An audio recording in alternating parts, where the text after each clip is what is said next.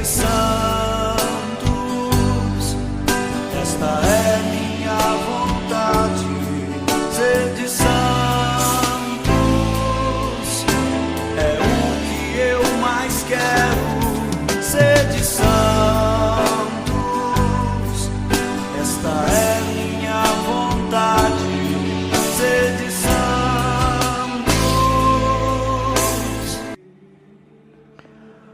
Olá, meus queridos irmãos e irmãs. Mais uma vez estamos aqui para um momento de reflexão. Hoje não temos santo do dia. Hoje nós vamos estar falando sobre os fiéis defuntos, nesse dia 2 de novembro.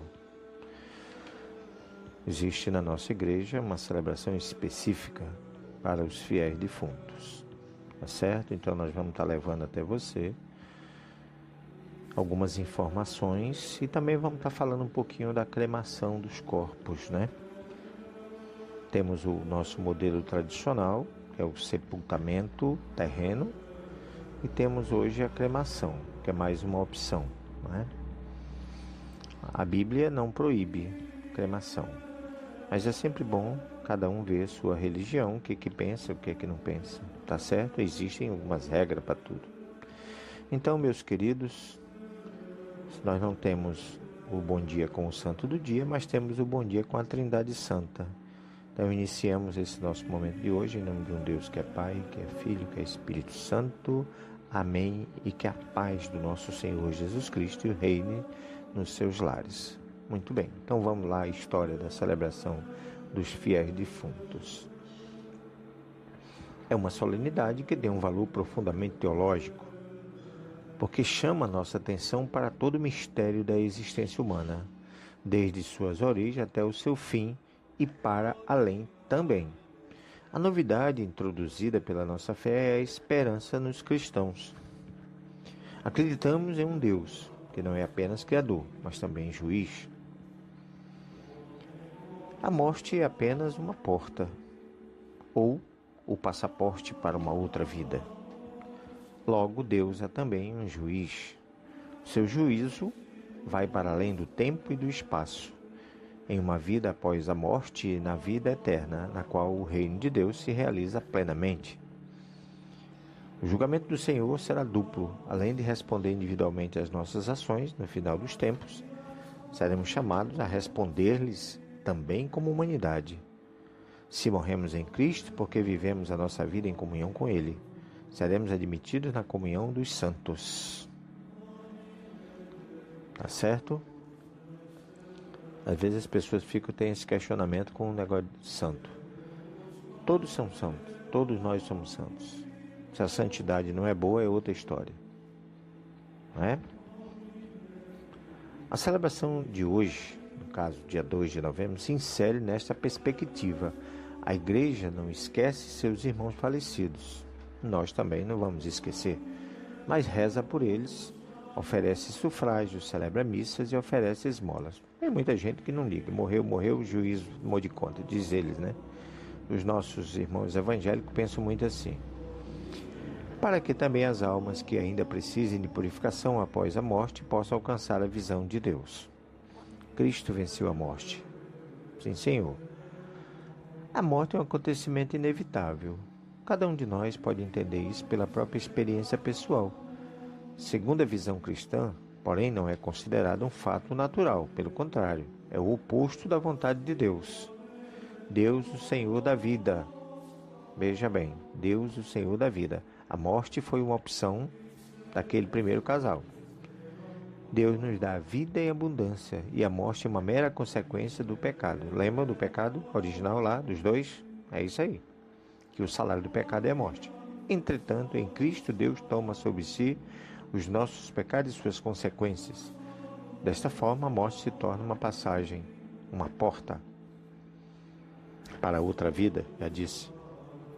Graças à vitória de Cristo sobre a morte, podemos superar o medo que temos dela e a dor que sentimos quando atinge alguém que está próximo de nós. Enfim, para o cristão, não há distinção entre vivos e mortos, porque nem os mortos são mortos, mas defuntos, ou seja, privado das funções terrenas, à espera de ser transformado pela ressurreição. Aprofundar isso aí. Aqui não tem tempo para explicar muita coisa. A história e origem desta celebração. A piedade humana para com os defuntos remonta aos primórdios da humanidade. Mas, como vimos, com o advento do cristianismo, a perspectiva muda radicalmente. Os primeiros cristãos, como podemos facilmente observar, nas catacumbas esculpiam a figura de Lázaro nos túmulos, como anseio de que seus entes queridos pudessem também voltar à vida por intermédio de Cristo. É preciso entender que naquele tempo o conhecimento ainda não era bem aprofundado, né? Então algumas práticas a gente às vezes se surpreende.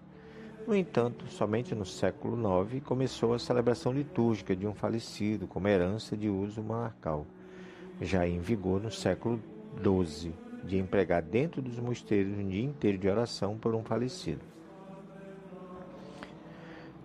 Esse costume, porém, já existia no rito bizantino, que celebrava os mortos no sábado, anterior à sexagésima, um período entre o fim de janeiro e o mês de fevereiro. Mais tarde, no ano 809, o bispo de Trier, Dom Amalário Fortunato Metz, inseriu a memória litúrgica dos falecidos que aspiram, melhor dizendo, no dia seguinte, algo dedicado a todos os santos que já estão no céu. Enfim, em 998, por ordem do abade de Clane, Odilone de Mercourt, a solenidade de finados foi marcada para o dia 2 de novembro. Veja que é bem antiga, né? Precedida por um período de preparação de 9 dias, conhecido como Novena dos Defuntos, que começava no dia 24 de outubro. Então aí, está aí mais ou menos um pouco da história da celebração da solenidade dos fiéis defuntos. Agora muita gente pergunta sobre a cremação dos corpos. Podemos cremar, né? Então vamos ver o que nós temos aqui na história. Hoje muitas pessoas ainda em vida expressam o desejo de terem seus corpos cremados após sua morte. O último pedido pode e deve ser atendido. Mas uma dúvida muito comum surge entre os religiosos, principalmente os católicos. A igreja permite a prática? O intuito de responder essa questão, né, estamos aqui hoje para dar uma luz, mais ou menos, sobre esse processo todo. Afinal, o que a Igreja Católica diz sobre a cremação? Desde 1963, a Igreja não proíbe a cremação dos corpos. No entanto, nem sempre foi assim. Durante muito tempo, a prática foi proibida devido às razões históricas. Na Europa, o hábito de cremar os corpos para provar que não havia ressurreição dos mortos se transformou em uma grande tendência, ou seja, essa atitude era vista como um movimento de infidelidade e falta de fé que ocorreu após a Revolução Francesa. É que eu digo, muitas coisas, né, as pessoas precisam entender. O que aconteceu com Saul e os seus súditos que foram queimados? Mas os corpos estavam em decomposição quando o rei resgatar os corpos, não tinha condições de movê-los, então preferiram queimar. Foi uma cremação. Então existem alguns casos, né? Caso de doenças contaminadas, contagiosas, então é preferível isso. Muito bem. Em suma, as pessoas cremavam os cadáveres para mostrar que não haveria jeito de Deus ressuscitar. Essa é uma prática que não faz sentido. Em outras palavras, atestava-se claramente a existência da vida eterna e a ressurreição dos mortos, né? Como é que é o processo de cremação hoje? Vamos ver um pouquinho, né? Com o passar dos séculos, o período da irreligiosidade, o protesto contra a fé usando a cremação, desapareceu um pouco. Portanto, atualmente, o Código de Direito Canônico, mais especificamente o parágrafo 3 do Cânon 1160, diz o seguinte: a Igreja recomenda insistentemente que se conserve o costume de sepultar os corpos dos defuntos, isto é, a tradição do sepultamento é muito forte e deve ser preservada. Enterrar os corpos é um costume cristão que deve ser mantido vivo entre os fiéis. E isso se deve ao fato de que Jesus, sepultado, ressuscitou dos mortos e deixou o túmulo vazio. Nesse sentido, o ato de depositar o corpo em uma sepultura faz com que todos se assemelhem ao nosso Senhor Jesus Cristo. Ainda seguindo a escritura do Código Canônico, podemos observar que a Igreja Católica diz sobre a cremação suas exceções. Veja o texto, né? Vamos ver aqui o que diz.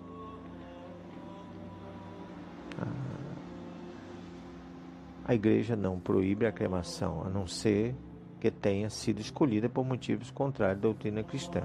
Em conclusão, podemos dizer que a Igreja Católica permite a cremação, desde que não manifeste uma posição contrária à fé na ressurreição dos mortos. Então, existe alguma norma atual imposta pelo Vaticano para a cremação. Vamos ver aqui. Em 2016, o Vaticano divulgou regra para a cremação dos católicos. De acordo com o documento, é proibido conservar as cinzas do morto em casa.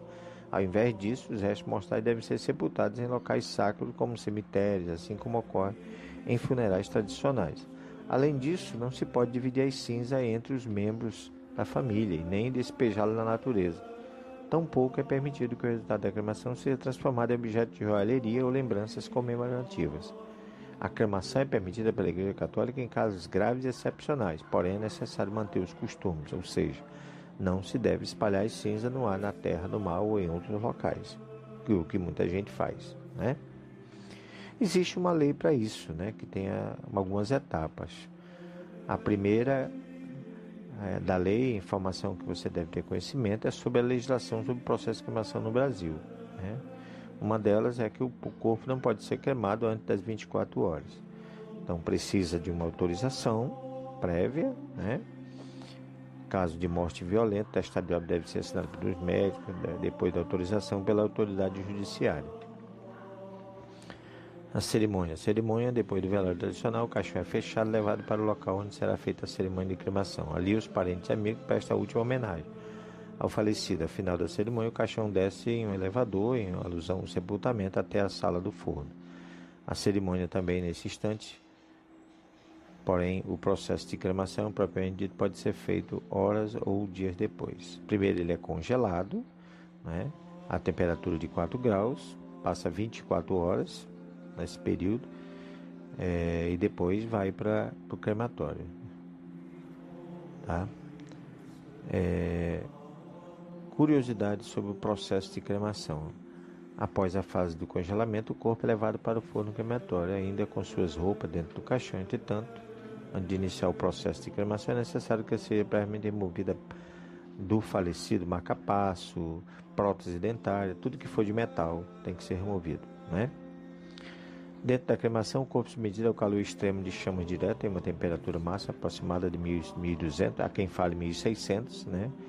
Que dura mais ou menos 1 hora. Então, o resto que fica, que são os ossos, que alguns que não queimam tudo, são triturados e juntados às cinzas, né?